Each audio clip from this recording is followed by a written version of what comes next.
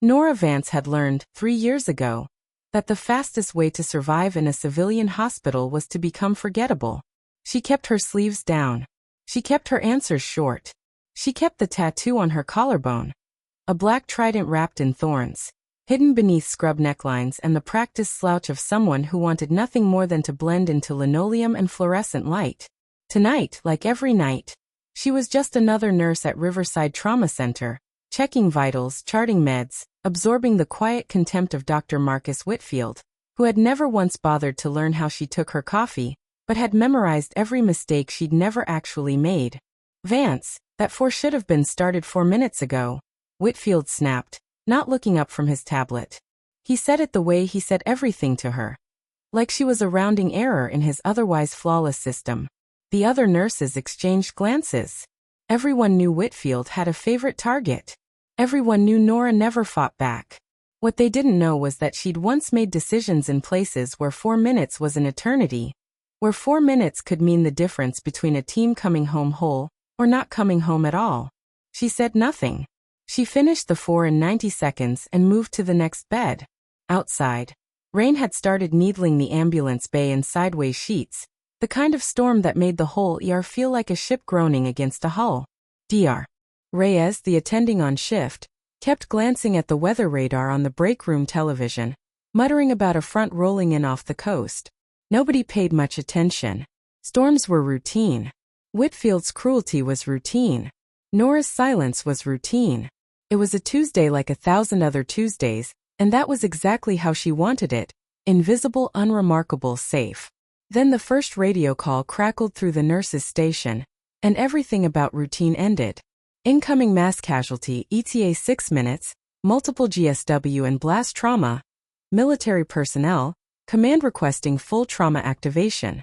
The dispatcher's voice was clipped, urgent, laced with something Nora recognized instantly and hadn't heard in years: the particular strain of a soldier relaying information under pressure. Whitfield straightened, barking orders, suddenly energized by the promise of a case complex enough to matter. Nurses scattered to prep bays. Nora felt something old and cold settle into her spine, a stillness she hadn't accessed since she traded a call sign for a name tag. The first sound was distant thunder that wasn't thunder. Then it built, a deep rhythmic pounding that vibrated through the floor tiles, through the gurneys, through the fillings in people's teeth. Someone near the ambulance bay doors whispered, "What is that?" Nora already knew. She'd know that sound anywhere, asleep or awake, in nightmares or in memory. Reuteweis. Twin engines. Blackhawks, and not just passing overhead, descending. The ambulance bay doors were flung wide as 260 Black Hawks dropped out of the storm and settled onto the wet pavement outside, spraying sheets of rainwater in every direction, headlights cutting white cones through the downpour. The entire staff froze, faces pressed toward windows, disbelief rippling through the room like a struck bell. Doctors who had seen every horror trauma medicine could offer had never seen helicopters land at their loading dock. Whitfield, for the first time that night, looked uncertain. Nora did not. Nora had already started moving toward the doors before her conscious mind caught up to her body. Soldiers spilled from the helicopters in tactical gear, rain sluicing off their helmets, several of them half carrying, half dragging wounded teammates between them. At the front of the formation was a broad-shouldered operator with sergeant's bars and blood on his sleeve, shouting orders to his squad while scanning the hospital entrance like he expected it to fail him. Behind him, more soldiers fanned out, forming a perimeter with the unmistakable economy of movement that only comes from men who had done this exact thing in exact places far worse than an American hospital parking lot. Nora's hand rose instinctively to her collarbone, feeling the fabric of her scrubs where the tattoo hid beneath, thorns wrapped around a trident, a mark she'd earned somewhere she was never supposed to talk about again. Her pulse hadn't spiked from fear. It had spiked from recognition. She knew that formation. She knew that shouted cadence. Some part of her, buried under 3 years of quiet compliance, was already counting casualties, already triaging by silhouette and gait before the soldiers had crossed half the distance to the doors. "Everybody stand by, we've got this," Whitfield announced to the room, puffing up in front of the cameras of chaos, already positioning himself as the hero of a story that hadn't been written yet. He stepped toward the lead soldier with the confidence of a man who had never once doubted his own competence. "Dr. Whitfield, I'll be running point on trauma triage. Get your wounded onto. The sergeant looked past him entirely, rain dripping off his jaw, eyes scanning the crowd of hospital staff with singular focus. Not searching for the ranking physician. Not searching for whoever looked most official. Searching for someone specific. Where is she? He said, voice carrying over the storm and the rotor wash and Whitfield's stammering interruption. Where's Vance? The room went silent except for the rain hammering the pavement and the slow, dying spin of rotor blades outside. Every head turned. Whitfield's mouth opened and closed without sound. And Nora Vance, 3 years of careful invisibility unraveling in a single sentence, stepped forward into the light spilling from the ambulance bay doors, rain misting across her face, her hand falling away from the collarbone she'd spent so long trying to hide. That's me, she said. The sergeant's shoulders dropped half an inch, something between relief and reverence crossing his face. Ghost, he said. We need Ghost. Nobody in that ER had ever heard that word attached to their quiet, unremarkable nurse. Nobody, that is, except the man now walking toward her with blood-streaked hands and a look that said the next 60 seconds would answer questions none of them had known to ask. If a nurse who's spent years hiding her past can command a room the second soldiers say her name, imagine what's coming next. Hit subscribe now, because Nora Vance's story is just getting started, and Chapter 2 is where the truth finally lands. The sergeant stopped 3 feet from Nora, close enough that she could see the exhaustion carved into his face, the particular hollowness of a man who'd been running on adrenaline for hours past his body's limit. Staff Sergeant Delgado, he said. 3rd Special Forces. We've got 2 critical, shrapnel and traumatic amputee, and our surgeon went down in the extraction. Command said if anyone within 100 miles could stabilize field trauma at this level, it'd be you. They said ask for Ghost. They said you'd know what that meant. Whitfield, still standing several feet away with his mouth slightly open, finally found his voice. I don't know what's happening here, but I am the attending physician and I will be the one. Sir, Delgado said without even turning his head. With respect, you don't have a call sign. She does. It wasn't cruel. It was simply fact delivered the way soldiers deliver facts under fire, stripped of ceremony, urgent, final. Whitfield's face went through several colors, but the rest of the ER staff had already stopped listening to him. They were watching Nora, who had transformed in the space of 10 seconds from the woman nobody looked at twice into someone none of them recognized at all. Bring them in, Bay 3 and 4, Nora said, and her voice had changed too, flattened into something efficient and unshakable, the voice of someone who had given orders in places where hesitation killed people. Delgado, I need vitals on the amputee now, not after we're inside. Talk to me while we move.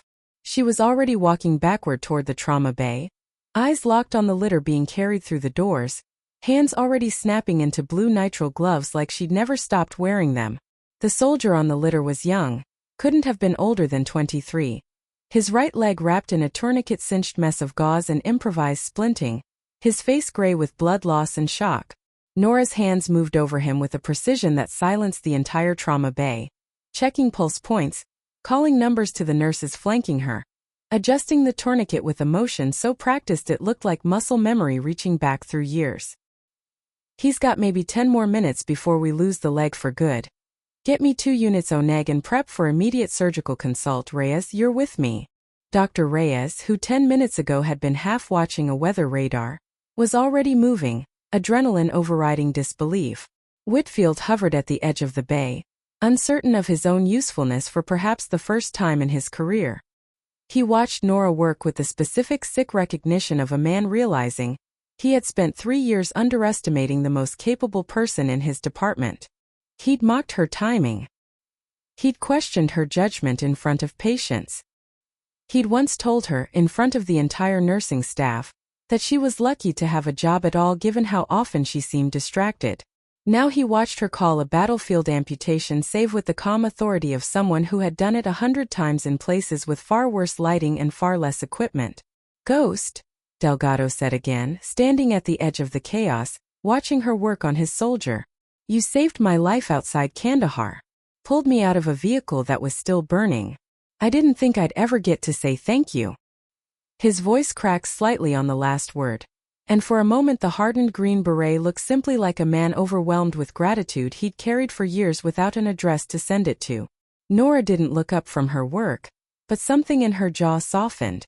"You're the reason I stayed in this long enough to learn how to do this job right, Delgado. Don't thank me. Help me. Talk to your guy, keep him conscious." And just like that, the moment of sentiment folded back into urgency, because that was who she was. Someone who processed emotion in the margins of action, never letting it slow her hands.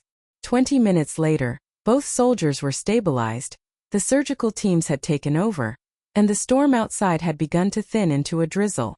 The Black Hawk sat cooling on the wet pavement, rotors finally still.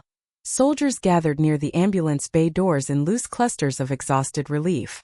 Whitfield approached Nora slowly, the posture of a man rehearsing an apology he'd never had to give before. "I didn't know," he started. 3 years and I never asked." "You never asked because you never needed to see me as anything other than someone beneath you," Nora said, not unkindly, but without softening the truth either. "That's all right. I didn't need you to see me. I needed to do my job and go home. But maybe next time somebody's 4 minutes late within 4, you'll wonder what they're carrying instead of assuming what they're lacking." Delgado stepped up beside her, offering a small worn patch from his uniform, unit insignia faded from years of deployment. "For what it's worth, Ghost, half this squad still tells stories about you. You're the reason some of us have kids now instead of headstones."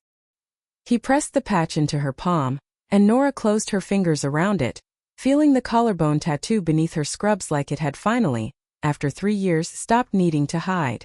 Outside, dawn was starting to break through the retreating storm clouds, painting the wet pavement gold, and the Black Hawks prepared for departure as the last of the wounded were secured for transfer. Nora Vance stood in the ambulance bay doorway, watching them lift off into a clearing sky, no longer invisible, no longer diminished, simply standing in the truth of who she had always been. Behind her, the entire hospital staff had gathered without quite realizing it, watching the woman they thought they knew disappear into someone infinitely more extraordinary. She didn't need the call sign anymore to prove anything. She'd simply needed the world to finally see it.